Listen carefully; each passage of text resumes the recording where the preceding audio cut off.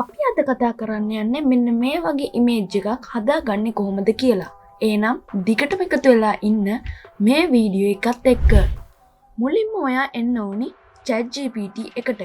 ඊට පස්සේ මේ අප්ලෝඩ් අයිකන් එක උඩ ක්ලික් කරලා ඔයාගේ මූණ හොඳට පේන ෆොටෝ එක තෝරලා අප්ලෝඩ් කරන්න. ඊට පස්සේ ඔයා ඩිස්ක්‍රිප්ෂන් එකේ තියෙන ප්‍රොම්ප්ට් එක මෙතන ටයිප් කරන්න.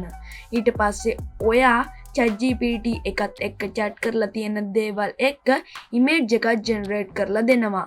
මේ තියෙන්නේ ඒ විදියට හදාගත්ත ඉමේජ් එකක්. දැන් අපි බලමු ඔයාට ඕනේ විදියට කොහොමද ඉමේජ් එකක් ජෙනරේට් කරගන්නේ කියලා. ඔයාට ඕනේ ඉමේජ් එක ගැන මෙන්න මේ විදියට විස්තරයක් දෙන්න. ඊට පස්සේ මෙන්න මේ ප්‍රොම්ප්ට් එක අන්තිමේට ටයිප් කරන්න. ඊට පස්සේ මෙන්න මේ වගේ ඔයාට ඕනි ඉමේජ් එක ජෙනරේට් කරගන්න පුළුවන්. මං හිතනවා මේ වීඩියෝ එක ඔයාලා හැමෝටම වැදගත් වෙන්න ඇති කියලා.